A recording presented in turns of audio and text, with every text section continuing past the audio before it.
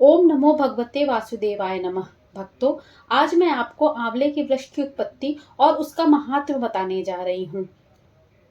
आंवले के वृक्ष में भगवान विष्णु का वास माना जाता है तथा कार्तिक मास में इसकी पूजा की जाती है। कार्तिक मास की नवमी को आंवला नवमी के नाम से जाना जाता है तथा कार्तिक मास के शुक्ल पक्ष की चतुर्दशी को आंवले की पूजा भी की जाती है। इसकी कथा इस प्रकार है। सूत जी कहते हैं, कार्तिक के शुक्ल पक्ष की चतुर्दशी को आंवले का पूजन करें। आंवले का महान वृक्ष सब पापों का नाश करने वाला है। उक्त चतुर्दशी का नाम वैकुंठ चतुर्दशी है। उस दिन आंवले की छाया में जाकर मनुष्य राधा सहित देवेश्वर श्री हरि का पूजन करे। तदनंतर आंवले की 108 प्रदक्षिणा करे। फिर साष्टांग प्रणाम करके परमेश्वर श्याम सुंदर श्री कृष्ण की प्रार्थना करे। आंवले की छाया में बैठकर इस कथा को सुने, फिर ब्राह्मणों को भोजन करावे और यथाशक्ति दक्षिणा दे। ब्राह्मणों के संतुष्ट होने पर मोक्षदायक श्री हरि भी प्रसन्न होते हैं। कथा। पूर्ण काल में जब सारा जगत एकार्णव के जल से विमग्न हो गया था, समस्त चराचर प्राणी नष्ट हो गए थे, उस समय देवादिदेव सनातन परमात्मा ब्रह्मा जी अविनाशी पर ब्रह्म का जप करने लगे थे। ब्रह्म का जप करते करते उनके आगे श्वास निकला। साथ ही भगवत दर्शन के अनुरागवश उनके नेत्रों से जल निकल आया। प्रेम के आंसुओं से परिपूर्ण वह जल की बूंद पृथ्वी पर गिर पड़ी। उसी से आंवले का महान वृक्ष उत्पन्न हुआ, जिसमें बहुत सी शाखाएं और उपशाखाएं निकली थीं। वह फलों के भार से लदा हुआ था। सब वृक्षों में सबसे पहले आंवला ही प्रकट हुआ था, इसलिए इसे आदिरोह के नाम से भी जाना जाता है। ब्रह्मा ने पहले आंवले को उत्पन्न किया, उसके बाद समस्त प्रजा की सृष्टि की। जब देवता आदि की भी सृष्टि हो गई, तब वे उस स्थान पर आए जहां भगवान विष्णु को प्रिय लगने वाला आंवले का वृक्ष था। उसे देखकर देवताओं को बड़ा आश्चर्य हुआ। उसी समय आकाशवाणी हुई कि यह आंवले का वृक्ष सब वृक्षों में श्रेष्ठ है, क्योंकि यह भगवान विष्णु को प्रिय है।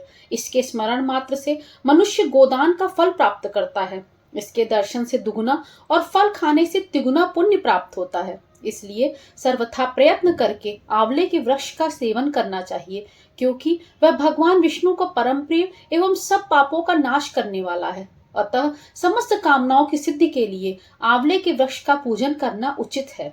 जो मनुष्य कार्तिक में आंवले के वन में भगवान श्री हरि की पूजा करता है तथा आंवले की छांव में भोजन करता है, उसके समस्त पाप नष्ट हो जाते हैं। आंवले की छाया से वह जो भी पुण्य करता है वह कोटि गुना हो जाता है। प्राचीन काल की बात है। कावेरी के उत्तर तट पर देव शर्मा नाम से विख्यात एक श्रेष्ठ ब्राह्मण थे, जो वेद वेदांगों के पारंगत विद्वान थे। उनके एक पुत्र था जो बड़ा दुराचारी निकला। पिता ने उसे हित की बात बताते हुए कहा, बेटा, इस समय कार्तिक का महीना है, जो भगवान विष्णु को बहुत ही प्रिय है। तुम इसमें स्नान, दान, व्रत और नियमों का पालन करो। तुलसी के फूल सहित भगवान विष्णु की पूजा करो। भगवान के लिए दीपदान, नमस्कार और प्रदक्षिणा करो। पिता की यह बात सुनकर वह दुष्टात्मा पुत्र क्रोध से जल उठा। उसके ओठ फड़कने लगे और उसने पिता की निंदा करते हुए कहा, तात, मैं कार्तिक में पुण्य संग्रह नहीं करूंगा। पुत्र का यह दंडतापूर्ण वचन सुनकर देव शर्मा ने क्रोध पूर्वक कहा, हे दुर्बुद्धि, तू वृक्ष के खोखले में चूहा हो जा। इस शाप के भय से डरे हुए पुत्र ने पिता को नमस्कार करके पूछा, पूज्यवर, उस घृणित योनि से मेरी मुक्ति कैसे होगी, यह भी बता दीजिए। इस प्रकार पुत्र के द्वारा प्रसन्न किए जाने पर ब्राह्मण ने शाप निवृत्ति का कारण बताया। जब तुम भगवान को प्रिय लगने वाले कार्तिक व्रत का पवित्र महात्म्य सुनोगे, उस समय उस कथा के श्रवण मात्र से तुम्हारी मुक्ति हो जाएगी। पिता के ऐसा कहने पर वह उसी क्षण चूहा हो गया और कई वर्षों तक सघन वन में निवास करता रहा। एक दिन कार्तिक मास में विश्वामित्र जी अपने शिष्यों के साथ उधर आ निकले तथा नदी में स्नान करके भगवान की पूजा करने के पश्चात आंवले की छाया में जा बैठे। वहां बैठकर वे अपने शिष्यों को कार्तिक मास का महात्म्य सुनाने लगे। उसी समय कोई दुराचारी व्याध शिकार खेलता हुआ वहां आया। वह प्राणियों की हत्या करने वाला तो था ही, ऋषियों को देखकर उन्हें भी मार डालने की इच्छा करने लगा। परंतु उन महात्माओं के दर्शन से उसके भीतर सुबुद्धि जाग गई। उसने ब्राह्मणों को नमस्कार करके कहा, आप लोग यहाँ क्या करते हैं? उसके ऐसा पूछने पर विश्वामित्र बोले, कार्तिक मास सब महीनों में श्रेष्ठ बताया जाता है। उसमें जो कर्म किया जाता है वह बरगद के बीज की भांति बढ़ता है। जो कार्तिक मास में स्नान, दान और पूजन करके ब्राह्मण भोजन कराता है, उसका वह पुण्य अक्षय फल देने वाला होता है।